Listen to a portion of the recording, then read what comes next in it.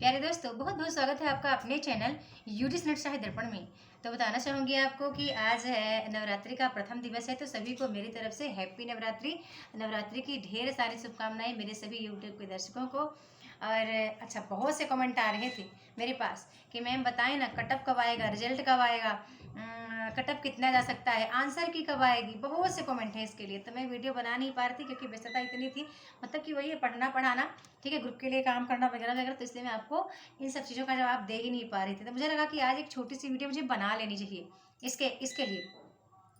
एक बात और बताऊंगी, काफ़ी मित्र हैं जो पूछते रहते हैं कि मैम लास्ट स्टेज में क्या करें, मतलब एज जा रही है, एज 40 हो चुकी है, 41 के करीब हो चुकी है, 43 के लिए हो रही है, तो अभी क्या करें लास्ट टाइम। ये लास्ट अटेम्प्ट मेरे पास और बचा है, यानी कि मैं चाहूँ तो केवल जून के सिवा मेरे पास कोई एग्जाम देने का या गवर्नमेंट जॉब लेने का मेरे पास कोई तरीका नहीं है। तो आप लास्ट टाइम बताएं कि मैं कैसे इसको करूं, या मैं टाइम को कैसे मैनेज कर लूं कि मैं अगले 1-2 महीने में अच्छे से तैयारी करके मैं इसको अचीव कर लूँ। ठीक है, तो सबका जवाब दूंगी। पहले तो मैं बता दूं कि कटअप की बात करूं, मैं कटअप कितना जाएगा, तो कटअप पिछले रिजल्ट के अकॉर्डिंग कम तो जाएगा, ये तो पेपर दे के बिल्कुल स्पष्ट हो गया है। ना कहें कि 1-2% मतलब कम रहे, ज़्यादा भी कम नहीं जाएगा।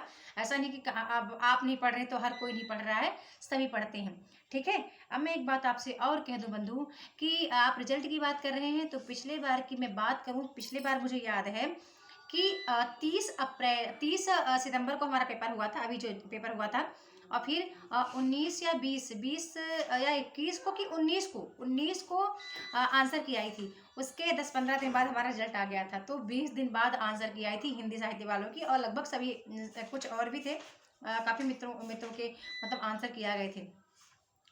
ठीक है, तो इसलिए मैं आपको बता रही हूँ कि आप इसके लिए ना भटकें। ये गवर्नमेंट का प्रोसेस है, थोड़ा टाइम ज़रूर लगता है, तो वो आंसर की भी आएगी, कट ऑफ भी आएगा, रिजल्ट भी आएगा। 10 अप्रैल के पहले पहले सब यथावत आपके सामने होगा।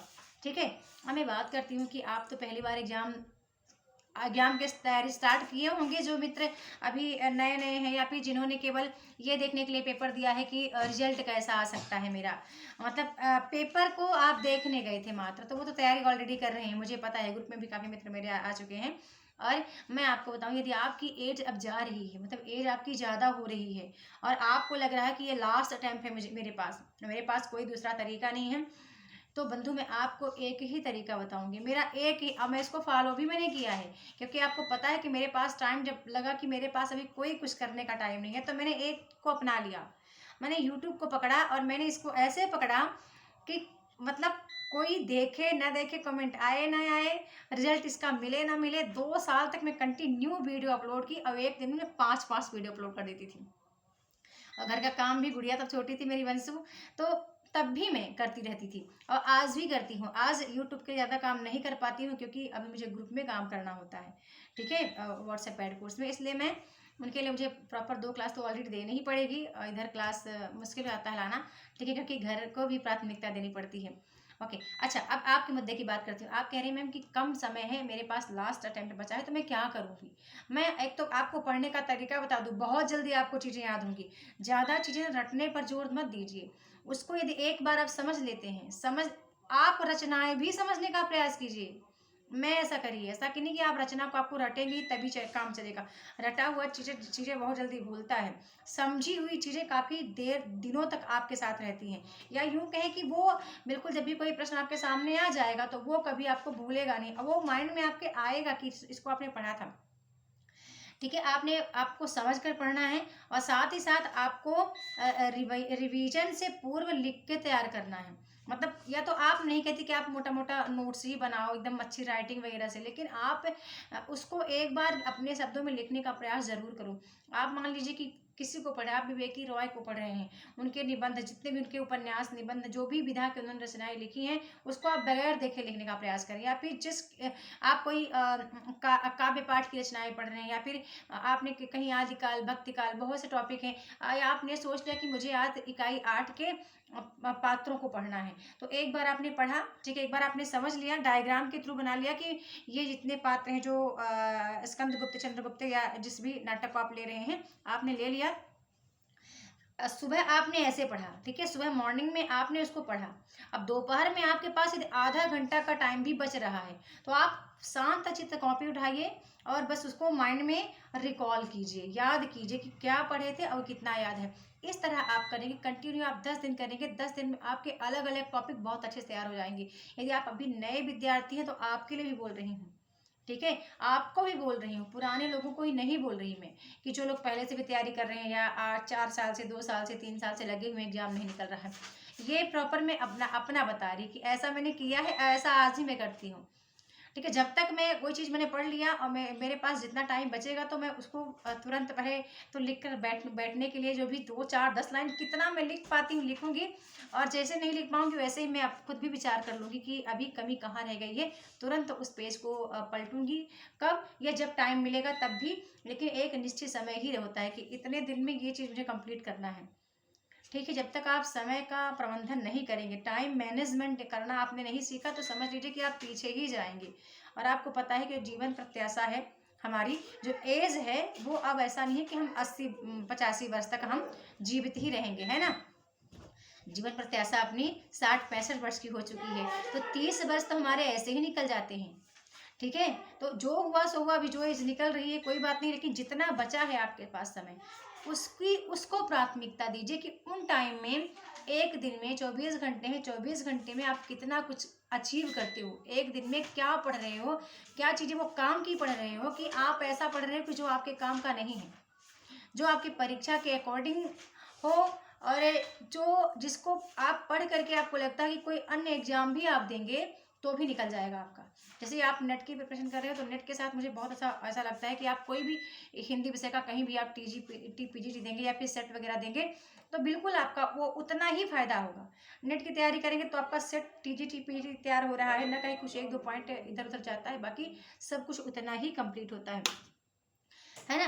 तो यही था। काफ़ी मित्र मुझसे पूछ रहे थे हम क्या करें लास्ट टाइम। मुझे ऐसा लगता है, मुझे ऐसा अच्छे से बता रही मैं, मुझे ऐसा लगता है कि जब तक जहान है, जब तक मेरी ज़िंदगी है, जब तक ये जहान है, तब तक मैं मेहनत करूँगी।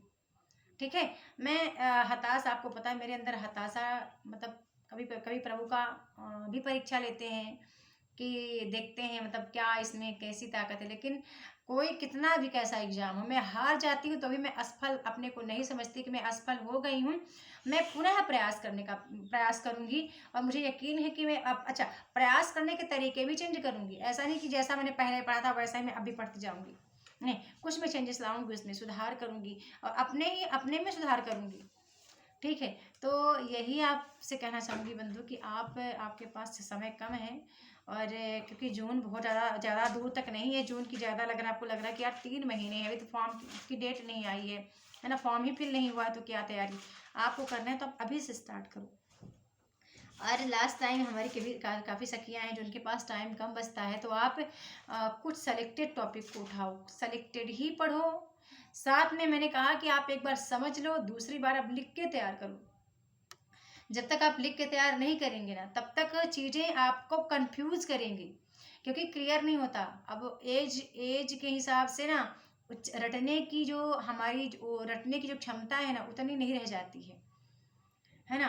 तो हम ये दोष नहीं देंगे कि हमारा जो मेमोरी पावर है वो कम है, कमज़ोर है, हम लद्दड़ हैं, ऐसा नहीं है। हम अपने को दोष नहीं देंगे, ये एक एज का ही है कि मतलब चीज़ें ना मतलब उतनी याद नहीं रहती जितना चीज़ें बचपन में याद रहती हैं। हाँ, ये बात तो सत्य है।